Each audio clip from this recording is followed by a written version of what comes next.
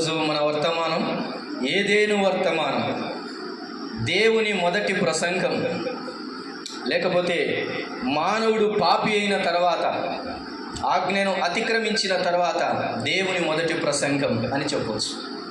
ఏదేను తోట అనుభవాన్ని ఈరోజు మనము ధ్యానిస్తూ ఉన్నాం. కొద్దిసేపు ఈ మాటలు మనం విందాం, జాగ్రత్తగా విందాం. 8వ వచన భాగంలో దేవుడైన యెహోవా స్వరమును విని అని చూస్తూ ఉన్నాం. దేవుడైన యెహోవా ఎదుటికి రాకుండా తోట చెట్ల మధ్యమ దాగుకొనగా అని చూస్తూ, ఆదాము యొక్క స్థితి ఇక్కడ మనకు స్పష్టంగా కనబడుతుంది. నేను ఈ పాఠ భాగానికి ఇలాగూ పేరు పెట్టాను: మానవుడు పాపము చేసి తన పాపమును గుర్తెరిగినప్పుడు ఎలాంటి అనుభవాల గుండా అతడు వెళ్తాడు, ఎలాంటి సంగతులు అతని జీవితాల్లో జరుగుతాయి అనే ఒక ఆధ్యాత్మికమైనటువంటి సంగతులు మనం ఇప్పుడు చూస్తాం. అందుకని ఇలా పెట్టుకోండి, పాపము చేసిన వాని స్థితి ఎట్లుంటుంది అనేది ఈరోజు మన ప్రసంగం. పాపము చేసిన వాని స్థితి ఎలాగుంటుంది చూడండి. చెట్ల మధ్యలో దాగుకొనగా దేవుడైన యెహోవా ఆదామును పిలిచి, నీవు ఎక్కడ ఉన్నావనెను. ఆదాము పాపం చేశాడు, ఆజ్ఞను అతిక్రమించాడు, దేవుడు చెప్పిన మాటను మితిమీరాడు. అప్పుడు ఆదాము స్థితి ఎట్లుంది, ఆదామును సంధిస్తున్నటువంటి పరిస్థితులు ఎలాగున్నాయి, అతని రెస్పాన్స్ ఆ విషయంలో ఎలాగుంది. కొన్నిసార్లు మన జీవితాల్లో ఇలాంటి రెస్పాన్స్ మనము గుర్తించకపోతే, పాపము చేసినప్పుడు, తప్పిదము చేసినప్పుడు, బలహీనత కలిగినప్పుడు, మన జీవితాల్లో ఈ స్పృహ అనేది మనకు లేకపోతే రాను రాను మనిషి ఎలాంటి స్థితిలోనికి వెళ్తాడు తెలుసా? ఇక పాపం చేసినా ఏం కాదులే, ఇక పాపము చేసిన స్పృహ లేకుండా బ్రతుకుతూ ఉంటాడు. అట్లాంటి వాడిని ఏమంటారంటే వాత వేయబడిన మనస్సాక్షి కలిగిన వాడు అని అంటారు. ఎలాంటి వాడు? వాత వేయబడిన మనస్సాక్షి కలిగిన వాడు. అలాంటి స్థితిలోనికి వెళ్ళిపోకూడదు మానవుడు. తన బలహీనత తాను గ్రహించుకునే విధంగా ఉండాలి. ఈరోజు ఈ పాఠ భాగంలో 3 సంగతులు ఆదాము ఎదుర్కొన్న విధానాలు మనం చూస్తాం. ఒకటి, ఆదాము ఎదుర్కొన్నటువంటి మొట్టమొదటి స్థితి ఏంటంటే, నీవు ఎక్కడ ఉన్నావు అనే ప్రశ్న ఎదుర్కొన్నాడు దేవుని దగ్గర నుంచి. ఏమి ఎదుర్కొన్నాడు? నీవు ఎక్కడ ఉన్నావు అన్న ప్రశ్న ఎదుర్కొన్నాడు. ఎందుకు మానవునికి దేవుడు ఈ ప్రశ్న వేస్తాడు? ఎప్పుడు వేస్తాడు చెప్పండి. ఇప్పుడు ఉదాహరణకు మనం ఎవరికైనా ఫోన్ చేసాం, ఎక్కడున్నావు అనే ప్రశ్న ఎప్పుడు అడుగుతాం? అతడు మన ఎదుట లేడు కాబట్టి ఎక్కడున్నాడో తెలియదు, అడుగుతాం. ఉదాహరణకు అతడు ఎక్కడున్నాడో, అతడైతే ఇక్కడే ఉన్నాడు కానీ కనపడట్లేదు, అలాంటప్పుడు కూడా ఏం చేస్తాం? ఎక్కడున్నావు అని అడుగుతాం. అవునా? కొన్నిసార్లు అమ్మ ఇంట్లో వంట చేస్తూ ఉంటుంది, పిల్లలు బయట ఆడుకుంటున్నారు. మనం పిల్లల్ని పిలిచి ఏమంటాం? ఎక్కడున్నావు అని అడుగుతామా? ఎందుకని? వారు మన దగ్గర లేరని. ఈరోజు ఈ మాట మనల్ని సంధించాలి. దేవుడు ఈరోజు నిన్ను అడుగుతున్న ప్రశ్న ఏంటంటే, నీవెక్కడున్నావు? ఎక్కడున్నావు? ఎక్కడున్నావని దేవుడు ప్రశ్నించిన తర్వాత సమాధానం నీదే. సమాధానం మనదే కావాలి. Who can reply? Who called by the lord. దేవుని చేత పిలువబడినటువంటి వారు, ఎక్కడున్నావని పిలుపు పొందిన వారే ఖచ్చితంగా ఈ ఆన్సర్ చెప్పాలి. ఎక్కడున్నావు? మానవుడు ఎక్కడున్నాడు అన్నదానికి సమాధానము మానవుడే చెప్పాలి. ఈరోజు ఈ మాటలు, ఈ ప్రశ్న దేవుడు నేరుగా మనల్ని సంధిస్తుంటాడుగా, మనం కూడా చెప్పుకోవాలి సమాధానం. మనం ఎక్కడున్నాము? ఎక్కడున్నావు అని అంటే ఆదాము చెప్పిన సమాధానము ఒక్క స్టేట్మెంట్లో లేదు, కానీ 2-3 కలయికలతో చెప్పాడు ఆదాము సమాధానం. ఎలాగుందో మనం చూద్దాం. చూడండి ఎలాగో ఆదాము సమాధానం చెప్తున్నాడో చూడండి. 9వ వచనం చదువుకొని 10వ వచనం చదువుకొని, దేవుడైన యెహోవా ఆదామును పిలిచి, నీవు ఎక్కడ ఉన్నావనెను. అందుకతడు, నేను తోటలో నీ స్వరము వినినప్పుడు దిగంబరినాగా ఉంటిని గనుక భయపడి దాగుకొంటినని. ఎక్కడున్నావన్న ప్రశ్నకు పరిస్థితి అంటూ చెప్పేస్తున్నాడు. పరిస్థితి మొత్తం చెప్పేస్తున్నాడు ఆదాము. ఎక్కడున్నావన్న ప్రశ్నకు సమాధానం ఏముండాలి? I am here in certain place అని చెప్పాలి. నేను పలానా చోట ఉన్నాను అని మాత్రం చెప్పాలి. కానీ ఆదాము ఏం చేస్తున్నాడు తెలుసా? తన స్థితి అంతా చెబుతూ ఉన్నాడు. ఇది ఇప్పుడు ప్రశ్న ఇలా అర్థం చేసుకోవాలి మనం కూడా. ఏంటో తెలుసా? ఎక్కడున్నావు అనే దానికి సరైన అర్థం ఏంటో తెలుసా? ఏ స్థితిలో ఉన్నావు అని అర్థం. ఏ స్థితిలో ఉన్నావు? దేవుడు ఎక్కడున్నావు అన్నటువంటి ప్రశ్న మనల్ని సంధిస్తున్నాడు అని అంటే దాని అర్థం ఏ స్థితిలో ఉన్నావని. ఎక్కడున్నావో నువ్వు ఎక్కడున్నావో కనుక్కోలేకనా? మనం ఎక్కడున్నామో కనుక్కోలేకనా ఆయన అడిగేది ప్రశ్న? కాదు కదా. ఆయన చెట్ల మధ్యలో ఉన్నాడు ఆదామని తెలుసు, చెట్టు మీద జక్కయ్య ఉన్నాడని కూడా తెలుసు, ఇంకొకరు చెట్టు కింద నతనయేలు ఉన్నాడని కూడా తెలుసు, కొండ మీద మోసే తెలుసు, కొండ కింద అహరోను తెలుసు. ఆయనకు నీవు దాచుకున్నా తెలుసు, పాతాళ గర్భమునకు వెళ్ళిన యోనా తెలుసు, ఆ అరారాతు పర్వతముల పైకి ఓడ ఎక్కి పైన ఉన్నటువంటి ఎవరు? నోవహు తెలుసు. రెక్కలు కట్టుకొని సంచరించిన ప్రతి వాడెక్కడున్నాడు దేవునికి తెలుసు. అయినా దేవుడు అడుగుతున్న ప్రశ్న, నీవెక్కడున్నావు? వేర్ ఆర్ యూ అన్న ప్రశ్న సంధిస్తున్నాడంటే it means how you are. Where you are అన్న ప్రశ్నకు అర్థం హౌ యు ఆర్, నువ్వు ఏ స్థితిలో ఉన్నావు అనేటువంటిది అర్థం చేసుకో. ఆదాము స్పందించిన ఈ 3 విషయాలు ఒకసారి పరిశీలన చేద్దాం. చూడండి, ఈరోజు ఈ పరిశీలన వాక్య ధ్యాన పరిశీలనగా ఒక బైబిల్ స్టడీగా మనం ఉంచుకుందాం. వాక్యమును ఎలాగో ధ్యానించాలనో కూడా దీని విషయమై మనకు అర్థమవుతుంది. చూడండి, 10వ వచనాన్ని మరలా చదువుకుందామా. అందుకతడు, నేను తోటలో నీ స్వరము వినినప్పుడు. మొదటి పాయింట్, అతని స్థితి అతనికి ఎప్పుడు తెలుస్తుంది అని అంటే నీ స్వరము వినినప్పుడు. ఎప్పుడండి? నీ స్వరము వినినప్పుడు. అంతకు ముందే పండు తిన్నాడు. పండు తిన్నప్పుడు సంబరంగానే ఉన్నారు. ఎంత తీయగుందో కదా, ఎన్ని పండ్లు తెచ్చావు, ఎటు దొరికినాయి నీకు, ఇవన్నీ మాట్లాడుకున్నారు అప్పటి వరకు. ఆ పళ్ళు తెచ్చుకున్నారు దూరం నుంచి. అప్పటిగా అవధినిసింది, తిని ఆదాము దగ్గరికి తీసుకొని వచ్చింది. ఇద్దరు తిన్నారు. పొద్దున పోయి కోసుకొచ్చిందో, ఆ అమ్మగారు మధ్యాహ్నం పోయి కోసుకొచ్చిందో. కానీ సాయంకాలానికి ప్రభు వచ్చి అడుగుతున్నప్పుడు మాత్రం వీరేమంటున్నారో తెలుసా? నీ స్వరము విన్నప్పుడు వారి స్థితి. అందుకనే మానవుని యొక్క పాపపు స్థితి, తన పడిపోయిన స్థితి, మానవుని అంధకార స్థితి, దేవుని పిలుపు లేనంత వరకు అర్థం కాదు మానవునికి. ఎప్పుడు అర్థమవుతుందో తెలుసా? దేవుని పిలుపు ఎప్పుడైతే మనిషికి చేరుతుందో అప్పుడు అర్థమవుతుంది. నా జీవితంలో కూడా 2005వ సంవత్సరంలో ఒకానొక చోట సువార్త వింటున్నప్పుడు, ఇదిగో నీవు పాపివి, పాపం వలన వచ్చు జీతం భయంకరమైన నిత్య నరకాగ్ని. మానవుడు జన్మతః పాపి, పాపం వలన వచ్చు ఆ జీతం నిత్యమైనటువంటి మరణం. అట్టి ఘోర నరకాగ్ని నుంచి మానవుడు తప్పించుకోలేడు. ఆత్మ నశించిపోతుంది, విలవిలలాడిపోయి చీకటిలో రొమ్ములు బాదుకోవాల్సిందే అని సువార్తికుడు సువార్త ప్రకటిస్తూ ఉంటుండే. నాకు అర్థమైంది, ఐ యామ్ ద సిన్నర్. అంతవరకు అర్థం కాలే. ఐఎమ్ ప్యూర్ పర్సన్ అనుకుంటున్నాను, అందరికంటే మంచివాడిని ఇంట్లో అనుకుంటున్నాను, వీధిలో అందరికంటే మంచి పేరుంది అనుకుంటున్నాను, ఫలాని వాడంటే చాలా మంచి పర్సన్ రా అని అనుకుంటున్నాం. నీ మంచితనం కాదు కావాల్సింది. దేవుని ఎదుటికి వచ్చినప్పుడు, దేవుని స్వరం వింటున్నప్పుడే మన స్థితి అర్థమవుతుంది ప్రియులారా. అందుకనే నీ స్వరము వినినప్పుడు అని మెన్షన్ చేస్తున్నాడు ఆదాము.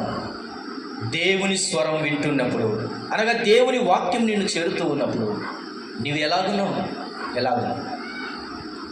ఎలాగున్నావు దేవుని స్వరం విన్నప్పుడు అన్నది మొదటి ప్రశ్న. కొన్నిసార్లు మన జీవితాల్లో దేవుని స్వరము వినకుండా మనల్ని మనము దూరం చేసుకోవడానికి ప్రయత్నం చేస్తుంటాం.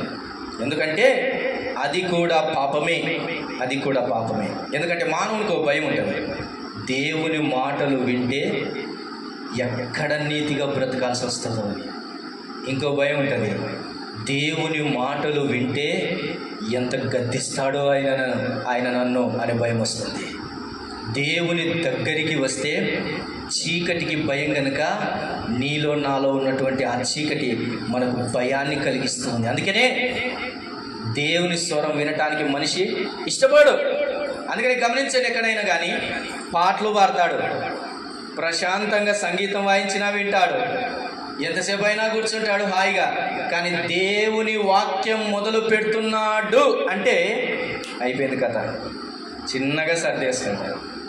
దేవుని వాక్యము నిన్ను చేరటానికి ఇష్టపడుతున్నప్పుడు రిజెక్ట్ చేస్తున్నావంటే అర్థం కూడా నీవు కూడా ఆదాము స్థితిలో ఉన్నావని అర్థం. ఇదే సూచన. తప్పిపోయిన కుమారుడు తన తండ్రికి దూరంగా వెళ్ళిపోయినది స్థితి. తన తండ్రి ఎదుట లేడు, ఇప్పుడు తండ్రి స్వరం లేదు. ఇప్పుడు నానా చిన్న కొడుకా, నా తండ్రి చిన్నవాడా అని పలకరించి ఆ పిలుపులు లేని ఆ స్థితే అతడు పందుల దగ్గర ఉన్నాడని రిప్రజెంట్ చేస్తూ ఉంది. దేవుని స్వరం నీ నా జీవితాల్లో ఎంత అవసరమో ప్రియులారా. చూడండి, రెండో మాట, నీ స్వరము వినినప్పుడు దిగంబరినిగా నుంటిని గనుక భయపడి దాగుకొంటిని. రెండవది, ఆదాము స్థితి కనబడుతుంది ఏంటంటే పాపం చేశాడనడానికి రుజువు కనబడుతుంది. ఏంటంటే ఇంతవరకు లేనటువంటి మనస్సాక్షి ఆరోపణ ఒకటి కలుగుతుంది. అదేంటో తెలుసా? నేను దిగంబరినే అనుకుంటున్నాడు. అంటే ఇంతవరకు దిగంబరే. కానీ ఇప్పుడు ఆయన స్వరము విన్నప్పుడు, ఆ పాపము చేసినప్పుడు మానవునిలో ఒక రకమైనటువంటి మనస్సాక్షి గద్దింపు కలుగుతుంది. ఏంటది? నేను దిగంబరిని. ప్రభు అంటున్నాడు ఈ మధ్యాహ్నంలో. ప్రభు అంటున్నాడు, దిగంబరిగా ఉన్నప్పుడు నువ్వేంటి దిగంబరిగా ఉన్నావని ఆదాముని ఎప్పుడు దేవుడు అనలేదండి, ఎప్పుడు అనలేదండి. ఎందుకంటే ఆయన అలా నిర్మించేశాడంతే. ఆయన యథార్థముగా నరుని నిర్మించాడు, పరిశుద్ధముగా నరుని నిర్మించాడు. కానీ ఈ భావన ఎక్కడి నుంచి వస్తుంది మానవునికి అని అంటే అంతరంగంలో కలిగినటువంటి మనస్సాక్షి ఆరోపణ తప్ప ఇంకోటి. అది పాపము చేయటం వలన కలిగిన ఆరోపణది మనస్సాక్షి గద్దింపు అని అంటాం. మనస్సాక్షి గద్దిస్తూ నేను దిగంబరిని అని. ఈరోజు మానవుడు బట్టలు కట్టుకున్నాడు, చక్కటి బట్టలు కట్టుకుంటున్నాడు, వాల్యూ బట్టలు కట్టుకుంటున్నాడు. ఎంత వాల్యూ బట్టలు వేస్తే అంత హుందాగా ఫీల్ అవుతున్నాడు. పెళ్ళిళ్ళకు, పండగలకు, సంబరాలకు మానవుడు కడుతున్నటువంటి డ్రెస్సును బట్టి మానవుడు ఎంతో ఆనందిస్తూ ఉన్నాడు. కానీ దేవుని దృష్టిలో ఏంటో తెలుసా? దేవుని దృష్టిలో ఆదాము బట్టలు లేనప్పుడు దిగంబరిగా దేవుడు జుల్లా, బట్టలు వేసుకున్న తర్వాతనే దేవునికి దిగంబరిగా కనబడుతున్నాడు. అందుకని చూడండి, ప్రకటన గ్రంథంలో ఇదివరకు నేను చూపించాను కదా, ఎవరు దిగంబరులు, ఎవరు నిజమైనటువంటి దిగంబరత్వం కలిగి ఉంటారు అని అంటే ప్రకటన గ్రంథం 3వ అధ్యాయంలో 17వ వచనాన్ని చూసినట్లయితే చూడండి, నీవు దౌర్భాగ్యుడవును, దిక్కుమాలిన వాడవును, దరిద్రుడవును, గుడ్డివాడవును, దిగంబరుడవై ఉన్నావని ఎరుగక. ఎందుకు తెలుసా ఎవరిని అంటున్నాడు నీవు దిగంబరివని? బట్టలు లేని వాడిని అనట్లేదు, బట్టలు వేసుకున్న వాడిని అంటున్నాడు దిగంబరివని. ఎందుకు అంటున్నాడో తెలుసా? 15వ వచనంలో చూడండి, నీ క్రియలను నేను ఎరుగుదును, నీవు చల్లగానైనను వెచ్చగానైనను లేవు, నీవు చల్లగానైనను వెచ్చగానైనా నుండిన మేలు. ఎవరిని అంటున్నాడో తెలుసా? నులివెచ్చని స్థితిలో బ్రతుకుతున్న వారిని అంటున్నాడు దేవుడు, నీవు దిగంబరివి. ఇంకేమంటున్నాడు చూడండి, నీ క్రియలు నేను ఎరుగుదును. క్రియలు బాగలేవు, మందిరములు ఉన్నంత చక్కగా బయట లేవు, తల్లిదండ్రుల ఎదుట ఉన్నంత చక్కగా బయట లేవు, మనుషులకు కనబడినంతగా లోపల లేవు. కనుక నీ క్రియలు బాగలేవు, నీవే బాగలేవు. అటు నులివెచ్చగా ఉన్నావు, నువ్వు చల్లగా లేవు, వెచ్చగా లేవు, నులివెచ్చని నీ స్థితి. రైట్ డౌన్, నీవు దిగంబరివి. దేవుడు ఇస్తున్న స్టేట్మెంట్. ఆదాము అంటున్నాడు నేను దిగంబరిని. ఎవరు చెప్పారా నీకు దిగంబరి? కాదు కాదు. క్రియలు బాగలేకపోతే, దేవుని ఎదుట నువ్వు ఆయనకి ఇష్టపూర్వకంగా లేనప్పుడే నీవు దిగంబరివై. మన దిగంబరత్వాన్ని ఎరగాలి. అవమానమే కదా, అవమానమే కదా. మూడవ విషయం, ఆదామిస్తున్నటువంటి రిప్లైలో మూడవ విషయాన్ని చూడండి. నేను తోటలో నీ స్వరం వినినప్పుడు దిగంబరినిగా ఉంటిని గనుక భయపడి దాగుకొంటిని. మూడవ అనుభవం, పాపం చేసిన వానిలో మూడవ అనుభవం ఏంటో తెలుసా? భయం. ఏంటిది? భయం. భయం. భయం. ఎవరికి భయపడి దాక్కున్నాడు? ఎవరికి భయపడి దాక్కున్నాడు? దేవునికి భయపడి. భయం ఎప్పుడు వస్తుంది మానవునిలో అని అంటే, దేవుని చూసినప్పుడు భయం ఎప్పుడు కలుగుతుంది అని అంటే, నీవు ఖచ్చితంగా పాపం చేసినప్పుడు. అంతకు మించి దేవుని చూసినప్పుడు మానవునికి ఎప్పుడు భయము కాదు. ఎందుకంటే దేవుడు ఏమై ఉన్నాడండి? దేవుడు ప్రేమై ఉన్నాడు. నిజమైన ప్రేమలో ఏముండదు? భయం ఉండదు అని లేఖనము సెలవిస్తుంది. ప్రియులారా చూడండి, యోహాను రాసిన పత్రిక 4వ అధ్యాయం. యోహాను రాసిన పత్రిక 4వ అధ్యాయము 4వ అధ్యాయము మొదట 16వ వచనాన్ని చదువుకుందాం. 4వ అధ్యాయము మొదట 16వ వచనాన్ని చదువుకుందాం. మన ఎడల దేవునికి ఉన్న ప్రేమను మనం ఎరిగిన వారమై దాన్ని నమ్ముకొని ఉన్నాం. దేవుడు ప్రేమస్వరూపి అయి ఉన్నాడు. ప్రేమ యందు నిలిచి ఉండువాడు దేవుని యందు నిలిచి ఉన్నాడు. దేవుడు వాని యందు నిలిచి ఉన్నాడు అని చూస్తున్నాం. ఇప్పుడు 18వ వచనం చూడండి. 18వ వచనం, ప్రేమలో భయం ఉండదు, అంతేకాదు పరిపూర్ణ ప్రేమ భయమును వెలగొట్టును. భయము దండనతో కూడినది. భయపడువాడు ప్రేమ యందు పరిపూర్ణము చేయబడిన వాడు కాడు. ఆయనే మొదట మనల్ని ప్రేమించాడు. ఎందుకు దాగుకుంటున్నాడు మానవుడు అంటే, మానవుడు దాగుకోవడానికి కారణము దేవుడు భయంకరుడని కాదు. మానవుడు దాక్కోవడానికి భయపడటానికి దేవుడు భయపెట్టినందుకు దాక్కోవట్లే. దేవుడు భయపెట్టినందుకు భయపడట్లేదు మానవుడు భయపడుతుండడానికి కారణం ఏంటంటే, దేవుని ప్రేమ వానిలో లేకుండా వెళ్ళిపోతుంది. వానిలో చీకటి ఆవరిస్తూ ఉంది. వానిలో వెలుగు వెళ్ళిపోతుంది కాబట్టి భయం వేస్తుంది. ఎందుకు ప్రార్థన అంటే భయం వేస్తుంది నీకు? ఎందుకు వాక్యం అంటే భయం వేస్తుంది నీకు? కొన్నిసార్లు ఎందుకన్నా ప్రార్థన చేసుకుందామంటే భయం వేస్తుంది అంటున్నాడు ఒక ఆయన. మోకాలు వంగాలంటే భయం వేస్తుంది అంటున్నాడు. దేవుని మాటలు వింటుంటే గుండె దడదడ అంటుంది అంటున్నాడు ఒక ఆయన. ఎందుకు ఈ దడదడలు? ఎందుకు ఈ భయాలు? ఉండకూడనిది హృదయంలో ఉంది, చెడు హృదయంలో ఉంది. ప్రేమ లేదు, నిజమైన ప్రేమ లేదు గనుక భయం పుడుతుంది.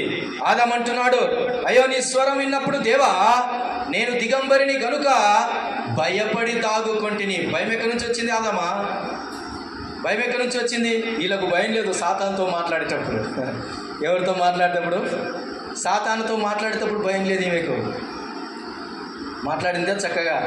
ఏమని మాట్లాడింది? సాతాను ఏమన్నాడు? దేవుడు చెప్పాడా తినొద్దని? ఇది తింటే మీరు ఎట్టుంటారో తెలుసా? దేవతల వలె ఉందురు అన్నాడు. మీరు దేవతల వలె ఉందురు అని చక్కగా చెప్పాడు. ఇంకెట్లుందంట చూపు నాకు. అది చూడండి, ఒక మాట చదవండి.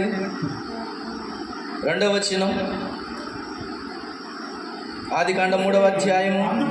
అందుకు స్త్రీ, ఈ తోట చెట్ల ఫలములు మేము తినవచ్చును, అయితే తోట మధ్యనున్న చెట్టు ఫలములను గురించి దేవుడు మీరు చావకుండానట్లు వాటిని తినకూడదనియు వాటిని ముట్టకూడదనియు చెప్పానని సర్పముతో అని. చూడండి, సాతానుతో మాట్లాడేటప్పుడు ఎన్ని కలిపి మాట్లాడుతుందో చూడండి. దేవుని దగ్గరికి వచ్చినప్పుడు ఇటువంటి మాటలు మాట్లాడడం రావు, అంతేగా ఆయన దగ్గరికి వచ్చినప్పుడు. ఇప్పుడు ఏం చెప్తుంది ఆమె? ఈ చెట్ల ఫలములు తినకూడదనియో, తర్వాత మాట ఇంపార్టెంట్, తినకూడదనియో వాటిని ముట్టకూడదని చెప్పినాడా దేవుడు? వాటిని చెప్పినాడా? ఏది ముట్టకూడదని చెప్పాడా? ఇట్లుంటాయన్నమాట. దేవుడు చెప్పిన దానికంటే ఇంకో కొంచెం కష్టం వేసుకుంటుంటాం మనం. చాలా కష్టం అన్న చర్చికి పోతే అని చెప్పుకుంటుంటాం. దేవుడు ముట్టకూడదని చెప్పాడు. వాటిని తినమున నీవేమవుతావు? చస్తావు అన్నాడు. అంతే. కానీ ఏమేం చెప్తుంది? వాటిని తినకూడదనియో ముట్టకూడదనియో. అబ్బా, చర్చికి పోతే చాలా కష్టం అన్న. వాళ్ళు ఏం పెట్టుకనియరు, ఏం చేయనియరు, ప్రతిదానికి క్వశ్చన్లు అడుగుతుంటారు. ఎవరు అడుగుతారు? దేవుని వాక్యం తప్ప. కొన్నిసార్లు ఇట్లా భారం పెంచుకుంటుంటాం, మనమే భారం పెంచుకుంటుంటాం అనమాట. అంత భారము దేవుడు ఎప్పుడూ కాడు. యెహోవా భారము అనువాడు శాపగ్రస్తుడగు. అంక చూడండి ఏం మాట్లాడుతుంది? ముట్టకూడదని చెప్పానని సర్పంతో నేను, అందుకు సర్పం, మీరు చావనే చావరు. అబ్బా, ఈ మాట ఎంత నచ్చింటుందో మీకు. మీరు చావనే చావరు. ఇంకా ఎలయనగా మీరు వాటిని తినుదినమున మీ కన్నులు తెరవబడిని అనియు మీరు మంచి చెడ్డలను ఎరిగిన వారై దేవతల వలె ఉందురనియు దేవునికి తెలియనని స్త్రీతో చెప్పగా. అవును, కొత్త ప్రసంగం కదా ఇది. ఏం ప్రసంగం? కొత్త ప్రసంగం. ఇప్పుడు బాగుంది. రోజు దేవుడు వచ్చి చల్లపూట ఏం చేస్తున్నాడు? ఇద్దరితో ఏం చేస్తున్నాడు? మాట్లాడుతున్నాడు. చక్కగా మాట్లాడుతున్నాడు. అన్ని విషయాలు చెప్పుకుంటున్నాడు. చాలా బాగా సంభాషణ ప్రతిదినం జరుగుతుంది. కానీ ఈరోజు సాతానుడు గారు వచ్చి ఈయన ఏం చేస్తున్నాడు తెలుసా? నూతన ప్రసంగం చేస్తున్నాడు. ఏమి నూతన ప్రసంగం? మీరు చావనే చావరు. ఏ ప్రసంగంలో అయితే మీరు చావరని ఉంటుందో జాగ్రత్త. పాపము వలన వచ్చు జీతం మరణమని ఏ ప్రసంగాలలో కనబడదో ఆ ప్రసంగం నీకు చాలా చేటు సుమ, చాలా చేటు. అవి సాతాను ప్రసంగాలు. ఎట్లుంటాయి తెలుసా? నీవు చావనే చావు, నువ్వు బ్రతుకుతావు అని అంటుంటారు. చావును చెప్పేవాడు దేవుడు, బ్రతుకును చెప్పేవాడు కూడా దేవుడే. చావు చెప్పకుండా బ్రతుకును మాత్రమే చెబితే వాడు సాతానుడే. గుర్తుపట్టడానికి మనం ఈజీ. ఏమంటున్నాడు సాతానుడు? చావనే చావరు. ఎంత విరుద్ధమైన ప్రసంగం చేస్తున్నాడు అది! ఎంత విరుద్ధమైన ప్రసంగం చేస్తున్నాడు. పాపం చేయొద్దు, యవనస్తుడా పాపం చేయొద్దు, యవనస్తురాలా పాపం చేయొద్దు అని చెప్పకపోతే చెప్పిన వాళ్ళు చెడ్డవుతారు. అటాటోలకు చెప్పకపోతే నువ్వు సాతాను ప్రసంగం చేసేవాడు అవుతావు. జాగ్రత్త. నీవు చావనే చావమని ప్రసంగం మొదలుపెట్టాడు. ఇంకా ఎలయనగా మీరు వాటిని తినుదినమున మీ కన్నులు తెరవబడిన. నువ్వు చస్తావు. చచ్చినోడు కళ్ళు మూసుకుంటాడు, తెరుచుకుంటాడా? కళ్ళు మూసుకుంటాడు, తెరుచుకుంటాడు, మూసుకుంటాడు. దేవుడు ఏమన్నాడు? చస్తావు అంతే అన్నాడు. కానీ ఈడేమంటున్నాడు? కన్నులు తెరుచుకుంటావు అంటున్నాడు. రివర్స్ కదా అంతా. రివర్స్ ప్రసంగం చేస్తున్నాడు. ఇంకేమంటున్నాడు చూడండి. కన్నులు తెరవబడనియు మీరు మంచి చెడ్డలను ఎరిగిన వారై దేవతల వలె ఉందురనియు. అంతో ఇంతో కొంచెం కరెక్ట్ కూడా పెట్టింటాడు. ఎందుకంటే ప్రసంగం బాగుండాలి కదా. ఏం కరెక్ట్ పెట్టాడో తెలుసా? ఇక్కడ మంచి చెడ్డలను ఎరిగిన వారవుదురు అన్నాడు. ఇది కరెక్టా కదా? ఏవో కొన్ని తప్పులు ఉంటాయి నా ప్రసంగంలో. ఆయన కూడా మంచిగా చెప్పాడు కానీ అంటుంటారు కొంతమంది. సాతానుడు కూడా ఏం చేస్తున్నాడు? కొంచెం మంచిగా పెట్టాడు. ఇది కరెక్టే. ఏది? మంచి చెడ్డలను ఎరిగిన వారవుతారు. ఎరిగారా లేదా? ఎరిగారు. దేవుడు కూడా అన్నాడు, ఆదాము కూడా మంచి చెడ్డలను ఎరిగిన వాడు, మనలో ఒకని వంటి వాడాయను అని అన్నాడు. ఆ కరెక్ట్ మాటనే పెట్టాడు. ఎంత కలిపి ప్రసంగం చేస్తున్నాడు చూడండి. ఇంకా చూడండి. ఎరిగిన వారై ఎవరి వలె ఉందిరనియో? దేవతల వలె ఉందిరనియో. దేవతల వలె ఉందిరనియో. ఇది మస్కా అనమాట. ఇదేంటిది? ఇది మస్కా. అంటే కొన్నిసార్లు ఏమంటున్నారు తెలుసా? డూప్లికేటివ్ చూపించి ఒరిజినల్ లాగా చూపిస్తుంటారు. డూప్లికేటివ్ ఎట్లుంటాయి తెలుసా? ఒరిజినల్ లాగా కనిపిస్తుంటాయి. డూప్లికేట్ ప్రసంగం చేస్తున్నాడు అనమాట సాతానుడు. ఏమని? అరే మీరు దేవతల వలె ఉందరు. ఇప్పుడు ఏమనాలి? ఇప్పుడుంది దేవుని లాగా ఉన్నాం మేము, మళ్ళీ దేవతల వలె ఎందుకు కావాలి? దేవతలు అంటే ఇక్కడ ఒకవేళ భావన దేవదూతలు అని అనుకుందాం. కొన్ని చోట్ల అలా రాశారు దైవగ్రంథంలో. దేవుడు గొప్పోడా దేవదూతలు గొప్పోలా? దేవుడే గొప్పోడు. అయితే వీరిని ఎవరి రూపంలో నిర్మించాడు? తన రూపంలో నిర్మించుకున్నాడు దేవుడు. అంటే ఆదామును అవ్వను సృజించినప్పుడు ఆదాము అవ్వలు ఎవరి స్వరూపంలో ఉన్నారు? దైవ స్వరూపంలో ఉన్నారు. ఇప్పుడు వీడు వచ్చి ఏం చేస్తున్నాడు తెలుసా? మసిపూసి మారుడుగా అమ్ముతున్నాడు.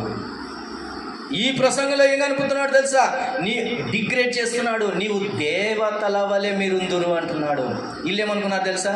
దేవతల వల్ల అంటే ఇది ఇంకో పొజిషన్ ఏమో అని అనుకున్నారు. Already you are at the higher position. మోసం, ప్రసంగంలో మోసం కలుపుతున్నాడు. ఇదంతా విన్నప్పుడు వీరికి ఏం కలగలేదు? భయం కలగలేదు. అది మన కాన్సెప్ట్ ఇక్కడ.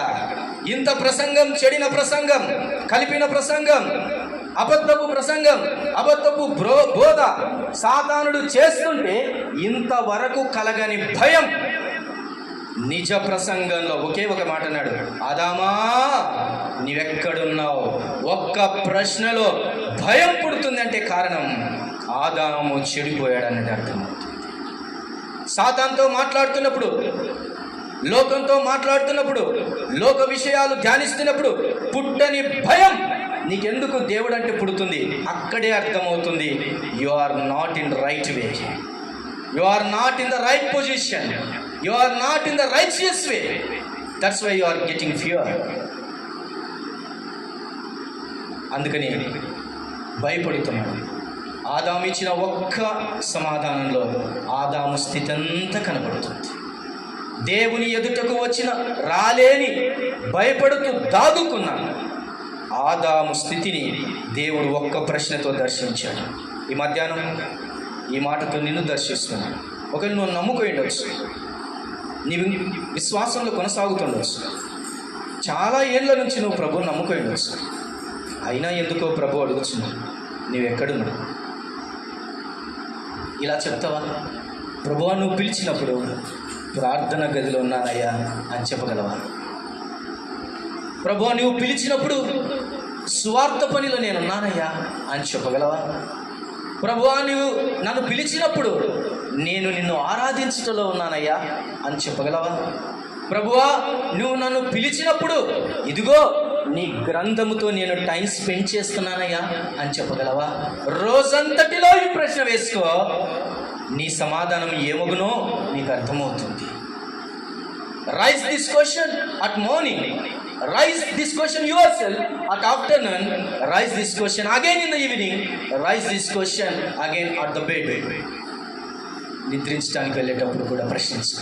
ప్రతిసారి ఈ ప్రశ్న నీ మదిలో వేసుకుంటే నా స్థితి ప్రభు ఎదుట అర్థమవుతుంది. దేవుని ఎదుట ఉన్న వారి స్థితి ఎంతగా ఉంటుందో తెలుసా? 12 మంది శిష్యులలో ఒకరొకరో రకంగా ఉన్నారు. మనం చూసాం. ఒకడేమో లైన్ అవతల ఉంటాడు, సంచి పట్టుకున్నాడు, అతడే ఇస్కరియోతు యూదా. కొందరేమో మధ్యలో ఉన్నారు, సర్లే ఆయన ఏమైనా చేస్తూ చూద్దామని. మరో ముగ్గురేమో ఎట్లున్నాడు? దగ్గరగా ఉన్నాడు. ఆ ముగ్గురులో కూడా ఒక్కడు, అతడే యోహాను. ఎట్లున్నాడు తెలుసా? అతుక్కొని పోయాడు. నువ్వే స్థితిలో ఉన్నావు? ప్రభును అతుక్కొని పోయే స్థితిలో ఉన్నావా? ప్రభు కూడా అవసరంలే, ఆదివారం అవసరంలే, ఆదివారం అవసరము, ప్రజెంట్ వేయించుకోవడం అవసరం, అంతటితో భక్తి అయిపోతుందిలే అన్న స్థాయిలో ఉన్నావా? ఏ స్థితిలో ఉన్నావు ప్రశ్నించుకో. నేను దాటి వెళ్తున్నాను. మొదటి ప్రశ్న నుంచి, నీవెక్కడ ఉన్నావు అని సంధించిన ప్రభు నేను ఈ స్థితిలో ఉన్నానని రిప్లై ఇచ్చిన ఆదామును చూశాం. 11వ వచనాన్ని చూడండి. అందుకు ఆయన నీవు దిగంబరివని నీకు తెలిపిన వాడెవడు? నీవు దిగంబరివని నీకు తెలిపిన వాడెవడు? ఎవడు అనే ప్రశ్నలో దేవుడు వేస్తున్న రెండవ ప్రశ్న ఏంటో తెలుసా? నీవు దిగంబరివని నీకు తెలిపిన వాడెవడు? ఈ ప్రశ్నలో ప్రభువు ఇస్తున్నటువంటి ప్రశ్నలో ఏం దాగిందో తెలుసా? నీ సహవాసం ఎవరితో చేశావు? What is your fellowship? With whom you are connecting and doing your fellowship? With whom you are communicating? ఎవరితో సహవాసం చేస్తున్నావు? నీకెవడు తెలిపాడు? Who guided you? Who told all those things అని అంటున్నాడండి ప్రభు. ఎవరు చెప్పారు నీకు ఇవన్నీ? ఎవరు చెప్పారు? చిన్న కుమారుడు తండ్రి దగ్గర ఉన్నప్పుడు ఏం చేశాడు? తండ్రి నా స్థితిలో ఉన్న భాగం నాకి అన్నప్పుడు తండ్రికి అర్థం కాలా. ఎవడు నేర్పాడు వీనికి? చిన్నప్పుడు బాగానే ఉన్నాడు, పెద్దగా కొద్దీ ఏంది వీడు మొబైల్ చూస్తూ ఏదేదో ప్రశ్నిస్తున్నాడు, ఏంటి మార్పు? ఏనా ఎవరు చెప్పారు నీకు అని తండ్రి అడగాలి, తల్లి అడగాలి. ఎవరు చెప్పారు అని దేవుడు కరెక్ట్గా అడుగుతున్నాడు. నీవు దిగంబరివని ఎవరు చెప్పారు నాయన? అనగా అందులో ఎవరితో ఫెలోషిప్ చేసావు నాయనా? నా కొడుకు మంచోడే, కానీ ఇప్పుడు ఎందుకు ఇలా తయారయ్యాడు? ఎవరితోనో ఫెలోషిప్ చేస్తున్నాడు. ఎందుకంటే లోకంలో ఒక ఫెలోషిప్ ఉంది. చూడండి, ఆ ఫెలోషిప్ ఏమిటో చూద్దాం. యోహాను రాసిన పత్రిక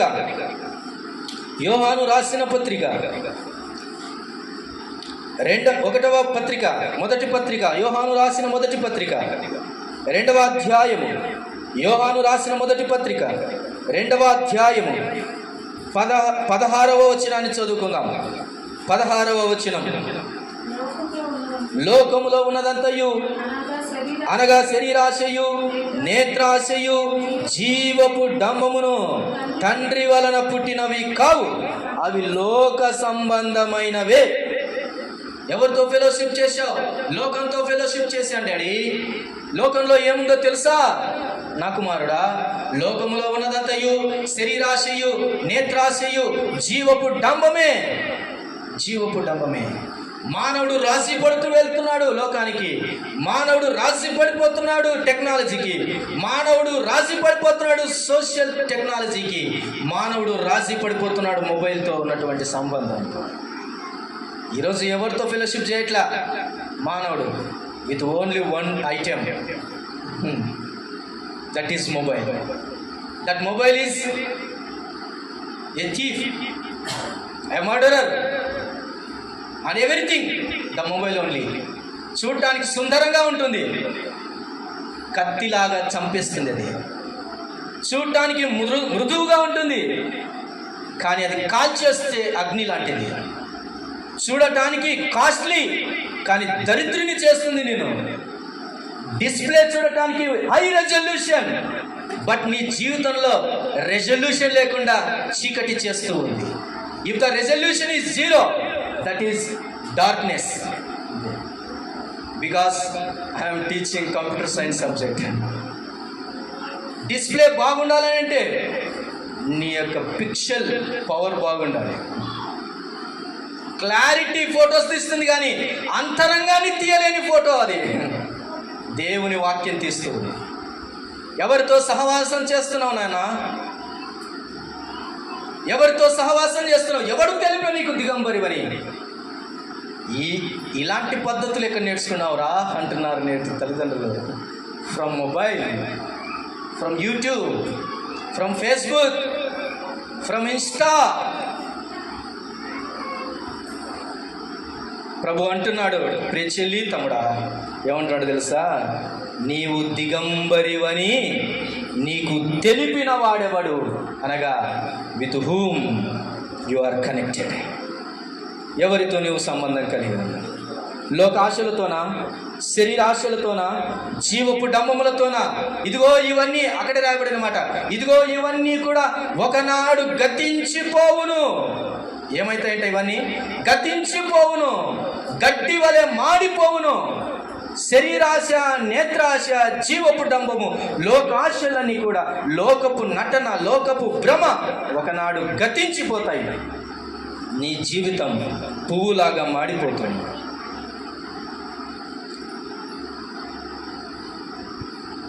yes, how great question God asking you and me. ఇలాగ వేసుకుందామా ఓ ప్రశ్న. దేవుడు అడుగుతూ ఉన్నాడు, ఎవరు చెప్పారు నువ్వు చేసే ప్రతి కొత్త పనికి, వింత పనికి? ఇలా ప్రశ్న వేసుకో. ఎవరు చెప్పారు? ఇది నా దేవుడు చెప్పాడా, లోకం చెప్పిందా? ఎవరు చెప్పారు? మా అమ్మ అంటుంది, నా వివాహ సమయాన లోకాచారాల్లో రిజెక్ట్ చేసుకుంటూ వస్తున్నాను. ఆమె కోపం లేసి, ఎవరు చెప్పారా నీకు ఇవన్నీ అంటుంది. ఏమంటుంది? ఎవరు చెప్పారా నీకు ఇవన్నీ? నా దేవుడు చెప్పాడు. లోకానికి అర్థం కావట్లేదు దేవుడు చెప్పేది, మనిషి చెప్పేది. తండ్రి దగ్గర ఉన్నప్పుడు వాని తిండి ఎట్లా ఉంది? పంచభక్ష పరమాన్నం.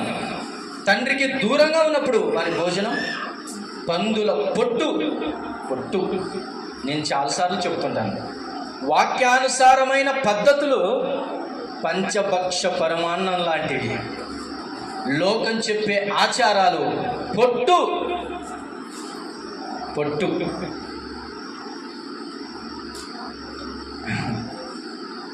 మా అమ్మ వాళ్ళు, మా నాన్న వాళ్ళు వాక్యం తెలియనటువంటి వాళ్ళు వచ్చి నా ఇంటికి వచ్చినప్పుడు ఫస్ట్ వాళ్ళు ఎంచేది ఏంటంటే ఎన్ని వాక్యాలు ఉన్నాయని ఎంచుతున్నారు. ఏంటి ఎంచుతున్నారు? ఇంటికి ఎన్ని వాక్యాలు ఉన్నాయి, ఇంకొకటి ఎక్కువ పెడితే నీకేమైనా నష్టమా, ఇంకోటి తక్కువ పెడితే నీకేమైనా నష్టమా.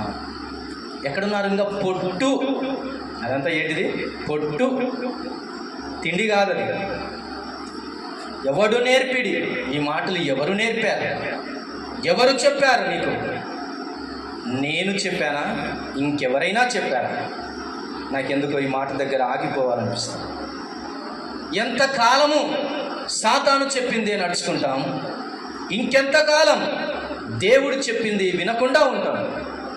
వాక్యం చెప్పటం, దాని స్వరం వినటం మానేసావా? ఇలా వాడుకుంటాం చాలాసార్లు. ఎంత చెప్పిన వాక్యం వినకపోతివే, సాగిపోదువ చింతతోనే సమాధికి. ఎంత చెప్పిన వాక్యం వినకపోతివే, సాగిపోదువ చింతతోనే సమాధికి. ఎవరికి వాడాలి ఈ మాట? క్రైస్తవులకే వాడాలి. వాక్యం చెప్పేది వినరు. సొంత నిర్ణయాలు, సొంత భక్తి ఆచారాలు, ఏమనంటే అది చేయొచ్చు ఇది చేయొచ్చు. అబ్బా, మరి జ్ఞానవంతురాలవే నువ్వు. వాక్యం కంటే మించి మాట్లాడుతుంటుంది. ఇది కూడా చేయొచ్చు అన్నా అని అంటుంటుంది. నీకు అని నేర్చుకుంటాను లెక్క మరి అక్క అని. ఆలోచన చేయండి. దేవుని వాక్యం తప్ప మిగిలినంతా ఎవడో చెబుతూ దాటి వెళ్తాను. మూడో ప్రశ్న దగ్గర చూడండి. దిగంబరివని నీకు తెలిపిన వాడెవడు? మూడో ప్రశ్న, నీవు తినకూడదని నేను నీకు ఆజ్ఞాపించిన వృక్ష ఫలములు తింటివా అని అడిగాను. తింటివా అని అడిగాను. మూడో ప్రశ్న, ఆజ్ఞాపించిన అనే మాట, ఆజ్ఞను మీరిన మాట, తినొద్దని చెప్పిన పండ్లు తినిన సంగతి. అసలు డైరెక్ట్ క్వశ్చన్ అడగలేదండి ఆయన. డైరెక్ట్గా నువ్వు పండ్లు తిన్నావు కదా అలా. ఇదంతా ప్రొసీజర్. డైరెక్ట్ పాపం చేసావు కదా అని దేవుడు అడగడు నిన్ను.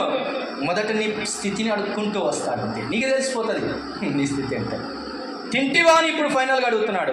తినకూడదని, చెప్పకూడనిది, వద్దన్నది. చెప్పకూడనిది చేస్తాం, చెప్పింది చేయం. తినకూడదు అన్నది తింటాం, తినాలి అన్నది తినం. అది మన సంగతి. మానవుని యొక్క వ్యతిరేక స్థితి ఇక్కడ కనబడుతుంది. ఏ స్థితి? మానవుని వ్యతిరేక స్థితి. ఎన్నిసార్లు తిరగబడుతుంది. ఇశ్రాయేలీలు ఐగుప్తులో నుంచి దేవుడు వారిని తీసుకొని వచ్చిన తర్వాత, వారిని తీసుకొని బయటకు వచ్చాను కదా, ఇక వారు విడుదల పొందారు కదా, ఇక నా పిల్లలు సంతోషిస్తారు, ఆనందిస్తారని ఈయన సంబరపడుతుంటే, బయటికి వచ్చినప్పటి నుంచి ప్రశ్నలే. ఎవరికి? దేవునికి. అటు మోషేకు ప్రశ్నలే, అటు దేవునికి ప్రశ్నలే. ఏమయ్యా, ఈ అరణ్యంలో మేము సావడానికి తీసుకొని వస్తావా అని అంటున్నా. చావుటకు చచ్చుటకు మమ్మల్ని ఇక్కడ తీసుకొని వస్తావా? ఆ ఐగుప్తులో వంటలు చేసుకునేటప్పుడు ఏదోలే ఇటుకలు మోసాం, చేస్తే చేసాం. ఆ కుండల కాడ కూర్చున్నప్పుడు మాత్రం మాకు హ్యాపీగా ఉంటుండే నాయన. ఎంతో ఎల్లిపాయలు, కీరగాయలు, దోసకాయలు, ఉల్లిపాయలు ఇవన్నీ బాగా తింటుంటే, కొన్ని వంటలు వేస్తుంటే కొన్ని సైడ్గా తింటుండే. ఇదే బాగుండే మా బతుకు. ఎంత భారమైన ప్రశ్నలు వేస్తాం. వ్యతిరేక బుద్ధి. మోషేని అంటున్నారు, ఏ మోషే, ఐగుప్తులో మాకు సమాధులు లేవనే ఇక్కడ తీసుకొని వచ్చావు? ఎంత మాట, ఎంత మాట అది. అయ్యో, మీ మూలుగు విన్నాడండి దేవుడు. మీ మూలుగు విన్నాడు. మోయలేక, ఫరో వేధిస్తున్న వేదన తట్టుకోలేక, ఆ ఇటుకలు చేయలేక, ఆ బాధ భరించలేక, ఒకప్పుడు ఆకలి కొరతై ఐగుప్తు దేశమునకు యాకోబు కాలంలో వచ్చి, ఆ యోసేపు ఉన్నంతకాలం బాగుగా బ్రతికి యోసేపును ఎరుగని రాజు ఒకడు వచ్చినప్పుడు మిమ్మల్ని హింసిస్తుంటే, బాధిస్తుంటే, వేధిస్తుంటే, ఆహా, మీ వేదన తట్టుకోలేక దేవుడు ఆకాశం ముందున్నవాడు మీ మూలుగును విని విని ఐగుప్తులో నుంచి బయటికి తీసుకొని వద్దామని ఆయన ప్రణాళిక వేసి 10 తెగుళ్ళు ఐగుప్తులో చూపించి తన మహిమను ఫరో ఎదుట కనపరిచి అద్భుతమైన రీతిగా మిమ్మల్ని బయటికి తీసుకొని వస్తే మీరు సంధించే ప్రశ్నలు ఇవ్వా? ఏ మోషే, మాకు సమాధులు లేవా నాయనా? సమాధుల కొరకు డిపాజిట్లు కట్టాను నాయన మేము. ఐగుప్తులో మాకు డిపాజిట్లు ఉన్నాయి, ఓటక్కుంది. సమాధులు లేవని ఇక్కడ తీసుకుని వస్తేగా ఏంటిది? ఆకలి అయింది, కడుపు ఆకలి అయినప్పుడు అంటున్నారు, ఎందుకు మాకు తిప్పలు? దేవుడు అంటున్నాడు, ఆజ్ఞాపించిన వాటిని తినకూడదు అని ఆజ్ఞాపించిన వృక్ష ఫలములు తింటివా అని. తింటివా అన్నప్పుడు మన నోరు కూడా చెక్ చేసుకో. కొన్నిసార్లు పిల్లల్ని తల్లిదండ్రులు ఆడబెట్టిన మామిడికాయ తిన్నావు కదా నువ్వు అని అంటే వాడు ఏం చేస్తాడు? తిని నోట్లోనే ఉంటుంది. లేదు మమ్మీ అంటాడు. ఎదురు నోరు తెరుస్తూ అంతా బయటపడా. ఇట్లే ఉంటుంది చిన్నప్పుడు. నేను కూడా అట్లే చేసేవాడిని. అదేంది పుచ్చకాయ మన సైడ్ అంటారు, మా సైడ్ కలింగర పండు అంటారు. అది తెచ్చి పెడితే సగం కోసి తినేసి ఉంటాం. ఆ సగం మాత్రం గుంతలు పడింటుంది. ఎందుకు పడింటుంది గుంతలు? ఆ గుంతలు మళ్ళీ నీళ్ళు ఊటలక్కలు వచ్చేసింటాయి. ఆ గుంతలు ఎట్లా పని? ఎలక కాదు తినింది, పిల్లి కాదు తినింది, ఇంట్లోనే మనమే తినింటాం. ఏమిరా ఏమయ్యేది అని అంటే మన నోరు కూడా వెళ్తాం.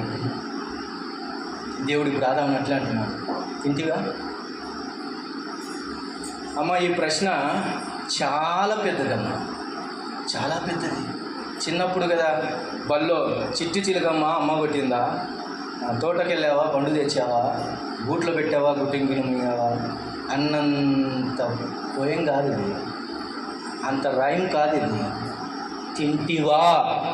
ఏ ఫలమును తింటివి? పాప ఫలమును తింటివా? దేవుడు అడుగుతున్నాడు, ఏ ఫలమును తింటివి? ఆదాం ప్రశ్న కాదు ఇది, నీ ప్రశ్న, నా ప్రశ్న, నాకు నీకు వేయబడిన ప్రశ్న. ఏం తింటివి? దేవుడు అడుగుతున్నాడు. ఎందుకు ఇలా తయారయ్యావు? ఎందుకు నీవు వ్యతిరేకంగా ప్రవర్తిస్తున్నావు? ఏం తిన్నావు? కొన్నిసార్లు అంటుంటారు, ఏమ్రా వీడు ఇట్లా వ్యతిరేకంగా మాట్లాడుతున్నాడు, తల్లి అంటే లెక్క లేకుండా మాట్లాడుతున్నాడు. పెళ్ళైనాక తల్లి అంటుంది, వీడు నా మాటనే వినడం లేదు, వీడి భార్య ఏమో పెట్టింది వీడికి అని అంటున్నాను. ఏమంటుంది తల్లి? వీడి భార్య వీడికి ఏమో పెట్టింది. ఏం పెట్టింది? ఏం పెట్టదు. వాడట మారాడు. లోకం పెట్టిన ఫలం అది. అది చూడటానికి చూడండి, లోకం పెట్టే ఫలాలు ఎట్లున్నాయి చూడండి. ఒకసారి సామెతల గ్రంథంలో ఒక మాటను మనము చదువుకుందాం. చూడండి, సామెతల గ్రంథం. అవునండి, లోకము తినిపించే సంగతులు, ఆ యొక్క ఫలములు మన జీవితానికి ఎలాగుంటున్నాయి, మనల్ని ఎంత నాశనానికి తీసుకెళ్తాయి. నీవు నేను అనుకుంటున్నటువంటి సంగతులుగా లేవు. లోకం ఇచ్చేటటువంటి భయంకరమైనటువంటి పరిస్థితి. సామెతల గ్రంథం 7వ అధ్యాయము, సామెతల గ్రంథం 7వ అధ్యాయము 22వ వచనం నుంచి చదువుకున్నాను. చూడండి, 22వ వచనం నుంచి. వెంటనే పశువు వదకు పోవునట్లును, పరుల చేతికిన వాడు సంఖ్యలోకి పోవునట్లును, తనకు ప్రాణహానికరమైనదని ఎరుగక ఉరి యొద్దకు పక్షి త్వరపడినట్లును. ఒక నిమిషం బ్రదర్, 5వ అధ్యాయం చూద్దాం. 5వ అధ్యాయం, క్షమించండి, 5వ అధ్యాయము 2-3 వచనాలు, అలా 4 వచనాల వరకు చదువుకుందాం. క్షమించండి. అప్పుడు నీవు బుద్ధి కలిగి నడుచుకుందువు, తెలివిని బట్టి నీ పెదవులు మాట్లాడును.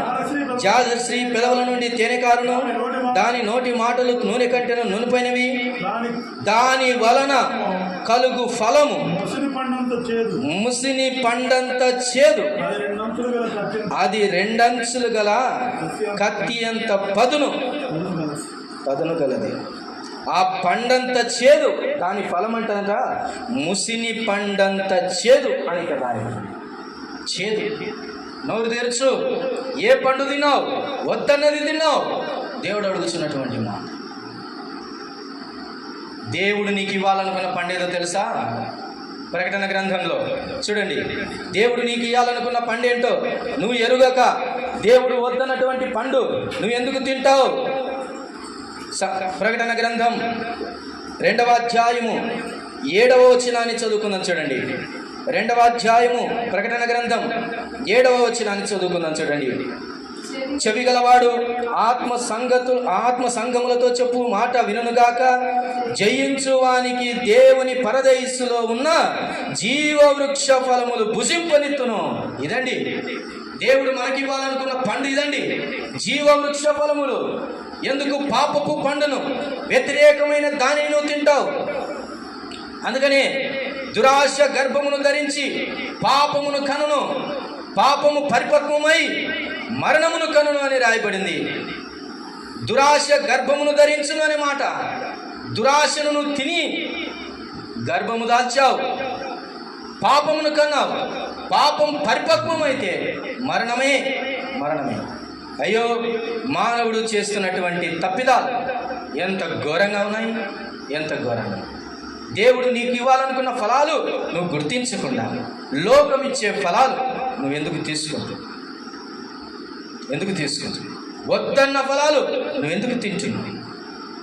సమూయేలు అని పిలిచినప్పుడు ప్రభువా అని పలికాడు. ఎక్కడున్నాడు సమూయేలు? దేవుని మందిరంలో.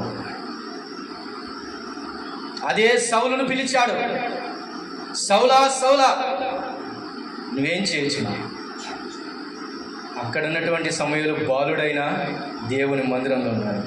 ఇక్కడ ఉన్నటువంటి సౌలు పౌలుగా మారకముందు ధర్మశాస్త్ర నిపుణుడైనప్పటికీ వ్యతిరేక మార్గంలో నడుస్తూ ఈరోజు ప్రభు అంటున్నాడు. అయితే ఇంతకు మనం తినాల్సిన ఫలం ఏంటిది అని అంటే దేవుని వాక్యమే. ఏం ఫలం తినాలి? దేవుని వాక్యమే. పొద్దున్న లేస్తేనే మనం తినాల్సింది ఏంటిది? డ్రై ఫ్రూట్స్ కాదు, మనం తినాల్సింది దేవుని వాక్యం. నీ వాక్యమే నన్ను బ్రతికించెను, బాధలలో నెమ్మదినిచ్చెను. నీ వాక్యమే నన్ను బ్రతికించెను, బాధలలో నెమ్మదినిచ్చెను. కృపా సత్య దయా శక్తి సంపూర్ణుడా, వాక్యమై ఉన్న యేసు వందనమయ్యా. కృపా శక్తి దయా శక్తి సంపూర్ణుడా, వాక్యమై ఉన్న యేసు వందనమయ్యా. నీ వాక్యమే నన్ను బ్రతికించెను, బాధలలో నెమ్మదినిచ్చెను. నీ వాక్యమే నన్ను బ్రతికించెను, బాధలలో నెమ్మదినిచ్చెను. ఆయన అంటున్నాడు, నేనే జీవాహారం, నన్ను భుజించు, నేను నీకు నిత్య జీవమును ఇస్తానన్నాడు. ప్రియమైన దేవుని వారు, ఈరోజు ఈ మాటలు వింటున్నాగా ఏ దిని బ్రతుకుతూ ఉన్నావు? ఎక్కడ దాక్కున్నావు? ఎవరితో సహవాసం చేస్తున్నావు? ఆదాముతో సంధించిన ఈ 3 ప్రశ్నలు మనల్ని కూడా సంధించును గాక. ఆదాముకు వేసిన ఈ 3 ప్రశ్నలు మనం కూడా ఆన్సర్ ఇవ్వడానికి సిద్ధంగా ఉన్నాం. మన స్థితిని తెలియచేసిన వాడు ఎవరితో మన సహవాసం, ఏది మన తిండి, మనం ఏం తింటున్నాం, ఆహారమున పొట్టును తింటున్నాము అనేది ఆలోచించేద్దాం. ఎక్కడ ఉన్నాం మనం? దేవుని ఎదుటికి దాక్కుని ఉన్నామా అన్నది ఆలోచించేద్దాం. ప్రభునందు ప్రియమైన దేవుని వల్ల చివరిగా ఆదాము, నాతో నుండుటకు నువ్వు నాకు ఇచ్చిన ఈ స్త్రీయే తప్పు చేసింది, నేను కాదంటున్నాను. ఎంత భయంకరమైనటువంటి స్థితి! ఒప్పుకోలేని మనసు. కానీ ఈ మధ్యాహ్నం ఎవరు ఒప్పుకుంటారో వారు నిత్యరాజ్యం. ఇంత మాట్లాడిన తర్వాత, ఇంత కాన్వర్జేషన్ తర్వాత ఆదామా అని పిలిచి నేను దిగంబరిగా ఉన్నావని చెప్పిన వాడేవాడు? వృక్ష ఫలములు తినొద్దనని తిన్నావా అని 3 ప్రశ్నలు సంధించినా కానీ బ్రాదాన్ సింపుల్గా ఏమంటాడు తెలుసా? నేను కాదు, నాకు ఇచ్చిన ఈ స్త్రీ ఇస్తే తింది. ఇది ఒప్పుకొనని స్థితి. నీకు నాకు మన జీవితాల్లో చీకటి ఎప్పుడు వెళ్ళిపోతుందో తెలుసా? ఒప్పుకున్నప్పుడే, కప్పుకున్నప్పుడు కాదు. నా జీవితంలో పరిశుద్ధత ఎప్పుడు వస్తుందో తెలుసా? ఒప్పుకున్నప్పుడే. తప్పిదములు చేయువాడు వర్ధిల్లడు, వాటిని ఒప్పుకొని విడిచిపెట్టిన వాడు కనికరమును పొందును. ఒప్పుకుంటున్నావా? ఒప్పుకోవా? ఒప్పుకున్న నాడే నీకు రక్షణ. ఇట్లా అంటాను, క్రైస్తవ కుటుంబంలో పుడితే పరలోకం పోతామా? పోము ప్రియులారా. చర్చికి డైలీగా వస్తే పరలోకం వెళ్తామా? వెళ్ళం ప్రియులారా. పాటలు పాడితే పోతామా పరలోకం? పోము ప్రియులారా. కానుకలిస్తే వెళ్తామా పరలోకం? ఎంత మాత్రం వెళ్ళలేం ప్రియులారా. ఎప్పుడు వెళ్తామో తెలుసా? పాపమును ఒప్పుకున్నప్పుడే. 2005వ సంవత్సరంలో ఒకానొక సమయంలో దేవుని మాటలు వింటూ ఉన్నప్పుడు దేవుని సంఘంలో కూర్చొని ఇలాగే యవనస్తునిగా ఉన్నాను. Just degree first year, just BTech first year, అంతే. 20 ఏళ్ళు కూడా రాలే, 19-18 ఏళ్ళు. ఆ సమయంలోనే అర్థమైంది నేను పాపిని అని. ఈరోజు 30 ఏళ్ళు వచ్చినా కానీ అర్థం కావట్లేదు ఇంకా పాపి అని. 40 ఏళ్ళు వచ్చినా అర్థం కావట్లేదు ఇంకా పాపి అని. క్రైస్తవ కుటుంబంలోనే పుడుతున్నారు, క్రైస్తవ కుటుంబంలోనే చస్తున్నారు. పెళ్లి క్రైస్తవాచారమే, చావు క్రైస్తవాచారమే, బట్టుడేలు క్రైస్తవాచారాలే, వేదికలు క్రైస్తవాచారాలే. కానీ ఒప్పుకోవడం లేదు. ఒప్పుకోనంత వరకు నీ జీవితంలో రక్షణ లేదు సుమా. దేవుడు న్యాయాధిపతి. ఒప్పుకున్నవాడే, సరి చేసుకున్నవాడే, కనికరము పొందిన వాడే నిత్యమైన రాజ్యంలోనికి వెళ్తాడు, మిగతా వారు వెళ్ళరు అనేది దేవుని వాక్యం.